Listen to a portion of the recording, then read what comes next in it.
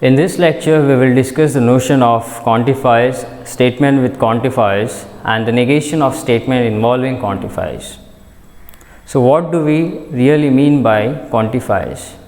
In mathematics, more often you have come across such phrases like for all, for every, for some, there is, each of, given any. Now, these phrases can be categorized as two kinds depending on what kind of quantifier it is.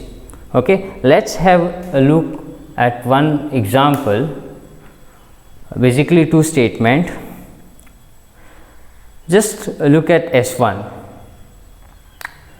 There is a rotten apple in the basket of apples, and S2, all apple in the baskets are ripe. Now, in first statement, what is happening is that the statement S1 asserts that the statement the apple is rotten holds for at least one apple in the basket, right?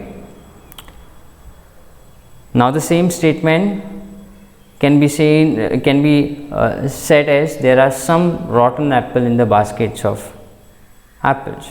Okay. In the second statement, what is it S2 is asserting is that the statement the apple is ripe holds for every apple, that is each apple in the basket. Okay.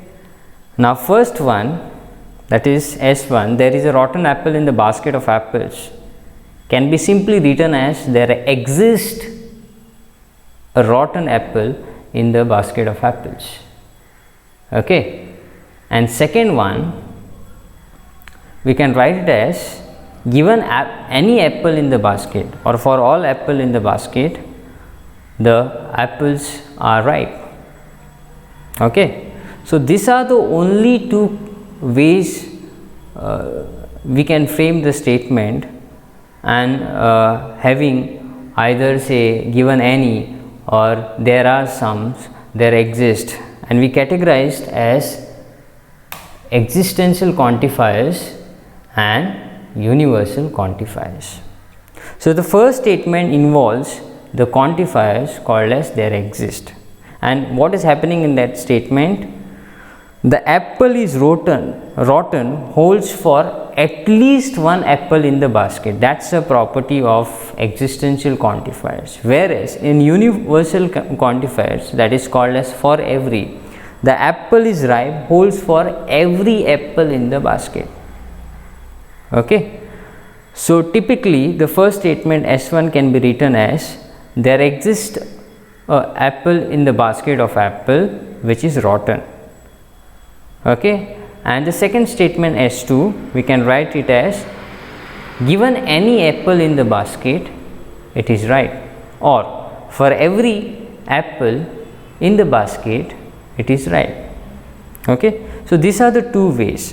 So, in fact, those phrases which I had shown you in the last slides, for all, for every, for some, there is, given any, each of, this falls in the category of either there exist or in the categories of for every, depending on what meaning each of these phrases have.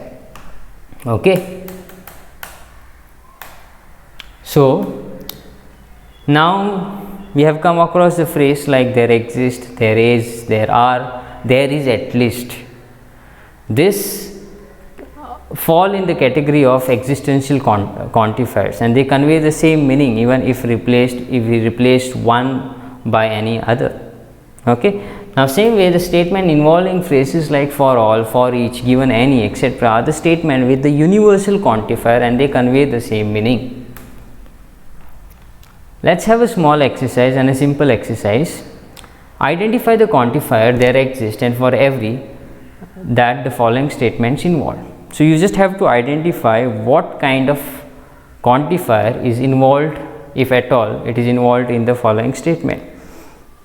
Look at the first one. I can find a billionaire in this room. I can find. So, that gives us the hint that I can say that I can reframe the same statement that there exists a billionaire in this room or there is a billionaire in this room. What does it mean? that there is an existential quantifier that is involved in this statement. Okay, right? In a similar way, next one, every page in this book contain at least 600 words. Okay, now what does this statement asserts? It asserts that there are at least 600 books, 600 words. This property holds for every page in the given books. Okay, so here we see that the universal quantifiers get involved.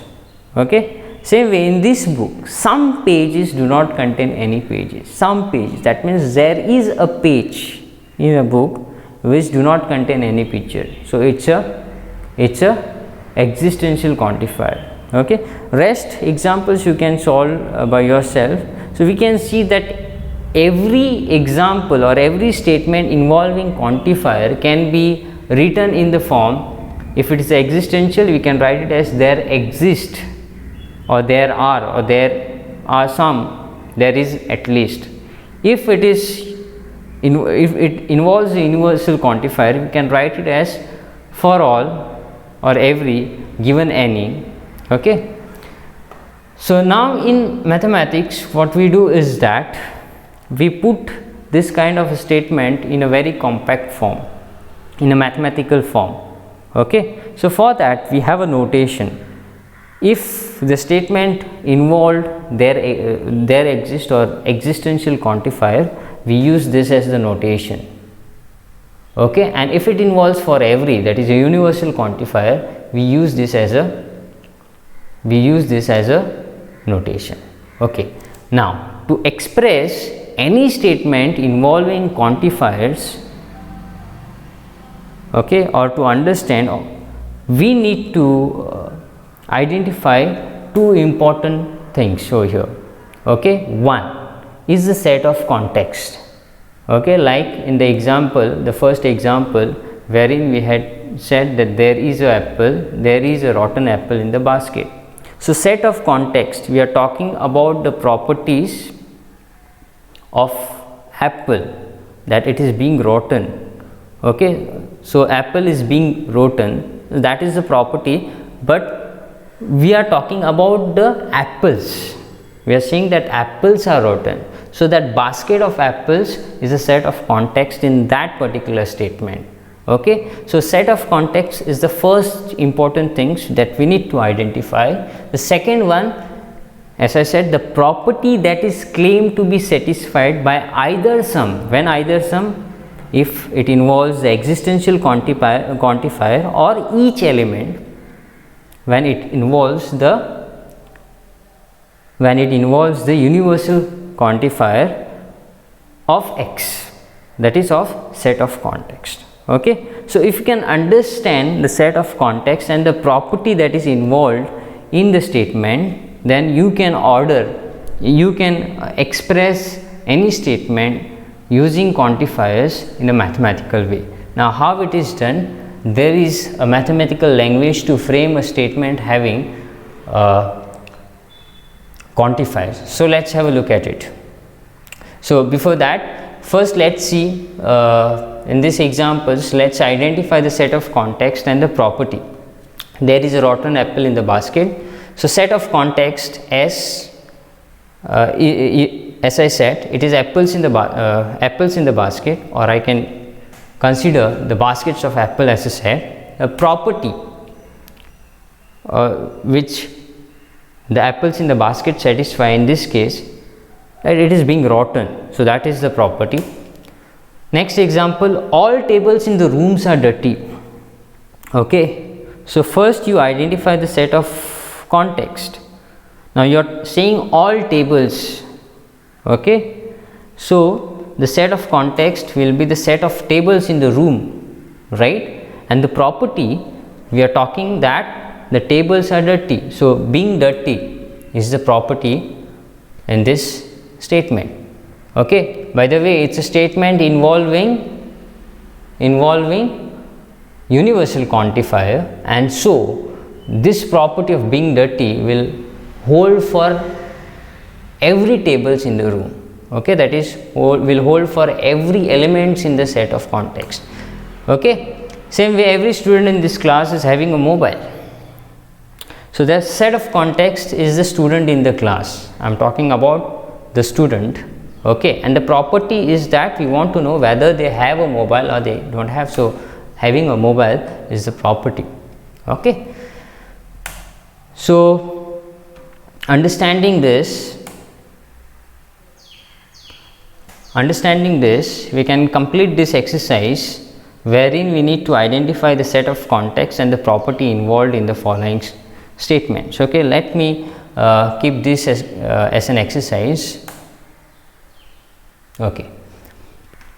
Now, in general, how can we write the set of context by including how can we write the statement involving the set of involving the quantifier with the help of set of context and property? Okay, so this would be the general way. We can write any statement involving existential quantifier as well as universal quantifier in this typical way. Okay, so for existential quantifier, how would write is that there exists an element of x, where x is a set of context for which the property p holds, the general way. Same way for universal quantifiers, for each element in x. Okay, so the property p holds. Okay, now using notation, that's this is one way using simple English language, but how would we write down using notation and in a mathematical way? So there exists, this notation is used for there exists existential quantifier, and this notation used for every universal quantifier. Okay, so the first statement can be written as, that is, there exists an element of x for which the property p holds. We can write in this way. Just look at this. So first comes the existential quantifier. This is called as there exists x in x belongs to x, such that, okay, x has property p.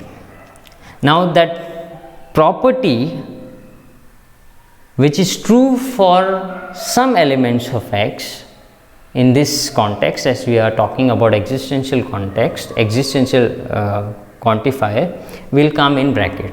Okay, so this is the uniformal way in mathematics, or the mathematical way of writing the statement, okay, using the quantifiers. Okay, most often some of the books may prefer writing it in this way: there exists x belongs to x such that, in word, x has property p. Okay, that is also correct, but we would follow this notation as it is more computerized, as it is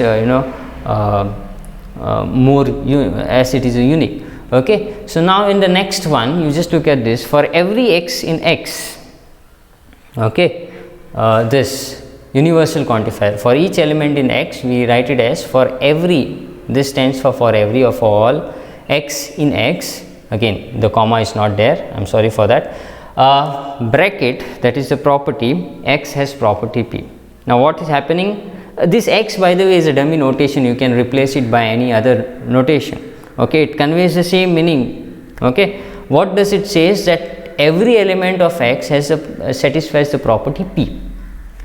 Let us look some example, and we will try to write down using the notation.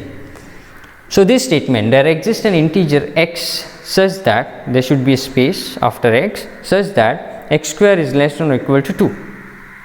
Okay, so we see that this statement has a existential quantifier and can be written as in this way. So in this case, first we need to identify the set of context. There exists an integer, so we are talking about the elements of integers, right? So the set of context is simply the set of integers.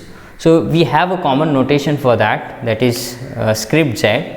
So there exists x in z such that the property, this is the property, x square is less than or equal to 2. Okay, now let's have an example of universal quantifier. Okay, given any integer x, x square is greater than or equal to x. So set of context is clear. Again, set of integers. The property is that all the elements of x, all the elements of integer will satisfy that its square is greater than or equal to 0, right? And again, given any, this suggests that this is a universal statement involving universal quantifier, and so we can write it in this way. Okay, for all x in z, there is no comma, by the way, bracket x square is greater than or equal to 0. Again, this kind of statement for every x in x has a property. If you are writing without this bracket, then that comma is required. So that's my error.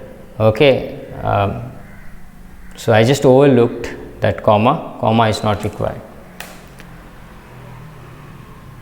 Write the following statement using the quantifier there exists and for every.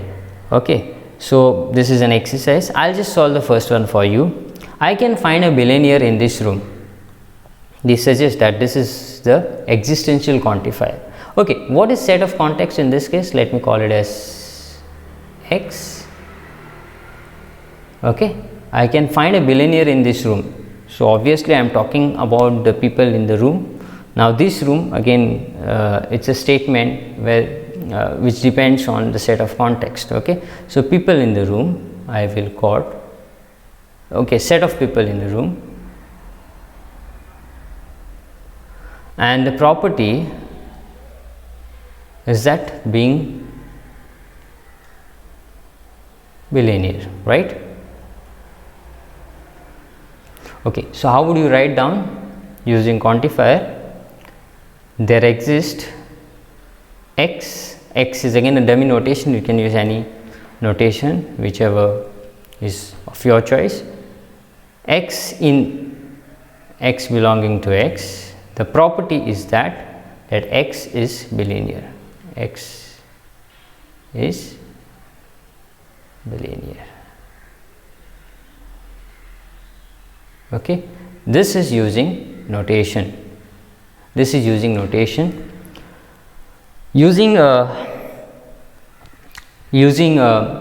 simple, in a typical way, you would say that there exists element x in x such that x holds a property p. Okay, you can write down, it's a very easy exercise. Again, you can write down, you can complete the exercise by yourself.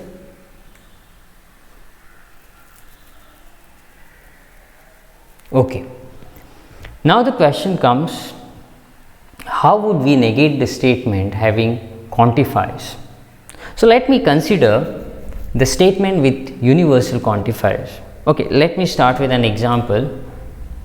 All the apples in the baskets are ripe. We know that this is a universal quantifier. All apples in the baskets are ripe. Okay.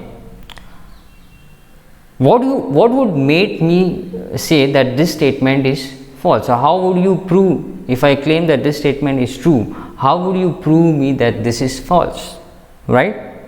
How would you prove me that this is false? How would you prove me wrong? Okay, so in other words, you just have to negate this statement. So first let us understand what that means. What does that mean? When I say that all apples in the basket are ripe, the set of context is the apples in the basket, and the property is that being the apple being ripe, right? So when I use the universal quantifiers, this property holds for every element in the set of context. So that means that if I keep on observing every apple, okay, if I keep on observing every apple, if I keep on checking every apple, I will find that it is right, right? Okay, I am making this statement, I am claiming that I am true, I want you to prove me wrong. So how would you prove me wrong? Very simple. You just find one apple in the basket which is not right. That's enough for me, right? You don't have to prove that every apple in the basket is ripe. Not necessary. You just give me one apple, okay, from the basket which is ripe, which is not ripe, right? Which is not ripe. Okay, so that's enough.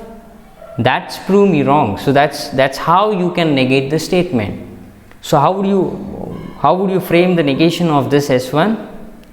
You will say that there is an apple in the basket which does not satisfy the property, that is, which is not ripe. Okay, so we have this, that's a negation. One thing you have to observe over here is that the statement, the given statement is universal statement, and the negation of that universal statement, a statement involving universal quantifier, I mean, okay, and the negation of this statement involving universal quantifier is the statement having existential quantifier. Okay, with just negating the property of the given statement. Okay, now here all apples in the basket are ripe, and here there is an apple which is not ripe. That's a negation of the property, right? So if I write down, again we can put it in a simplest form. If I note down the set of context, the property, and using notation. So the statement S, this is S1, this should have been S1, I'm sorry for that. So S1, for every x in x, x is ripe, I can say it, right? Or x satisfy P. Okay, as x have the property P, ripe is same as saying B, P. Okay, so what would be the negation of this? Using quantifiers or using notation, there exists x in x such that x does not have property P. In other words, I can replace this as by saying x is not ripe. Okay, let me consider one more statement. It's very interesting. Again, right now I'm talking about negating of only universal statement. Okay, every page in the book has a picture. So the property over here is that book having a picture, right? Having a picture, and the set of context is the pages of those book. Okay, so how would you negate this statement? There is a page. So how would you prove me wrong? You will show me that there is a page in the book which does not have a picture. So that's how you negate it. There is a page in the book which does not have a picture, right? So that's a negation in a simple word. You don't have to use a complicated word to negate the statement. Let me make it very clear. See what happens sometime in making the statement more complicated, you end it up with some different meaning. Okay, so just keep it very simple and negate it. Okay, so if I say write this using quantifiers, set x is the set of pages in the book, P having a picture, then I can write down S2, for every x in x, x has the property P. Not S will be there exists x in x, x the negation of the property, x does not have the property P. Okay, right?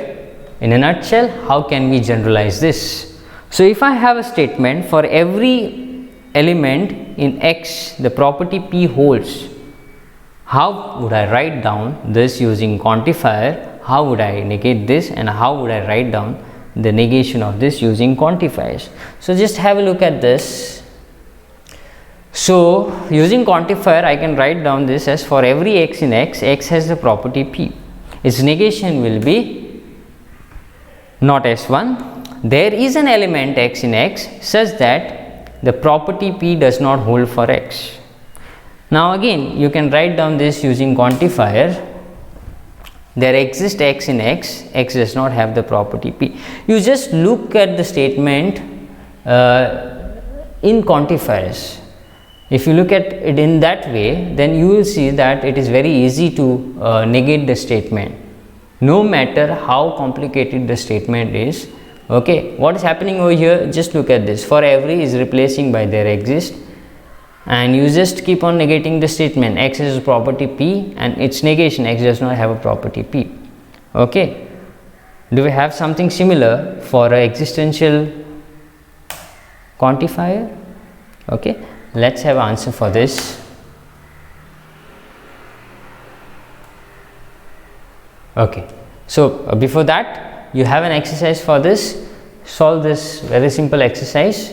Okay, let's go. Okay, now here we will see the negation of existential quantifier. Let's take again the same example which we have discussed. S1, there is a rotten apple in the basket. So you have a basket. Okay, what do you mean by saying basically when I say there is a rotten apple in the basket? There is at least one apple in the basket which is rotten, right? At least one, right? Okay, in other words, you can have more than one, but I can assure that there is at least one apple in the basket which is rotten. Okay, okay, so try to prove me wrong. How would you do that? Okay, how would you do that? You will see that, okay, what you will have to do is that you will again identify, you will again keep on checking each apple, and at the end you will prove that no apple in the basket is right. So how do you say it? In a simple way, given any apple or any apple in the basket, it is not rotten. Sorry if I have used the word right, the property, it is not rotten, right? As simple as that. Okay, you just convert there is and given any, and then negate the property. Basically it conveys the meaning no apple in the basket is rotten, right? Okay, so we write it in this way, given any. Okay, there is a note in this case. We will see the remark that why can't we replace given any to each or every. We will see in the remark. So just remember that we replace while negating there is, we negate it as given any, we use the universal. So one thing, if you have noted down that the negation is the universal quantifier. Okay, and in this universal quantifier, take a special note that we use only the phrase given any. I'll tell you in a while why I use given any. Okay, so the if I write down in terms of set of context and property, this is the way.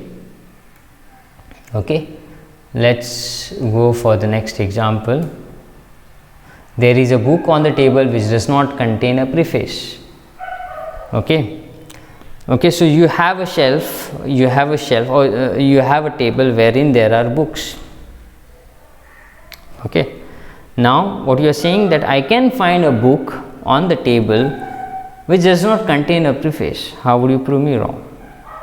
I'll say that all books contain preface. Okay, right, as simple as that. Given any book on the table, it contain a preface. Again, I made a use of word given any. You can over here it does not gives a different meaning if you use all. Okay, but for us, for a bit to be on a safer side, always use the word given any to negate the statement. Okay, so one thing you have observed over here is that, just look at this, given any, so for all x in x, x has a property p. If I write this in terms of set of context and in terms of property, its negation is the statement having existential quantifier. How do we write it? Just replace for every by there exist. Okay, and negate the property. X has a property P, X does not have the property P. Okay. So, okay, now there is a remark for this. One may write, see in first case, I used given any apple in the basket is not rotten, right? I made that statement. What is wrong if I say every or each apple in the basket is not rotten? Okay, can you see that this sound something else? Okay, see, there is no, in mathematically there is no ambiguity in that. Every mathematician would say that it conveys the same meaning. But if you look at this statement, each apple in the basket is not rotten, it conveys that some apples are not rotten and some apples are rotten, right? You just think over this. If it is not clear, if it does not give that meaning, let me have one more statement. We know that the negation of the statement, I can find a billionaire in this room. Negation would be what? Negation would be every person or every person in this room, or every person, I would just say every person is not billionaire, right? Every person is not a billionaire. What does this conveys, or how does it sound if I use every? Okay, so it sounds as if you are saying that if someone asks you a question like you are a billionaire person. No man, every person is not a billionaire. So what does it sound like? It sound like there are some billionaire and there are some people are not billionaire. Okay, so to avoid that ambiguity, we just use the word given all when we are negating the statement existential quantifier. So please keep that in mind. Okay, so in a nutshell, how would we write down this typical statement consisting of existential statement? Let me call it as S2. There is an element, again I missed, X belongs to X, I missed the term X over here. There is an element X in X which has the property P. This is a typical way of writing existential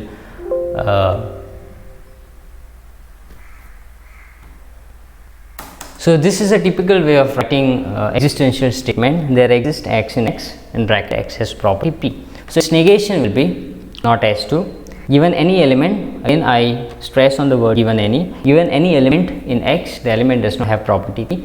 In quantifier, using quantifier, it's same as saying for every X in X, X does not have the property P. Okay, exercise for you.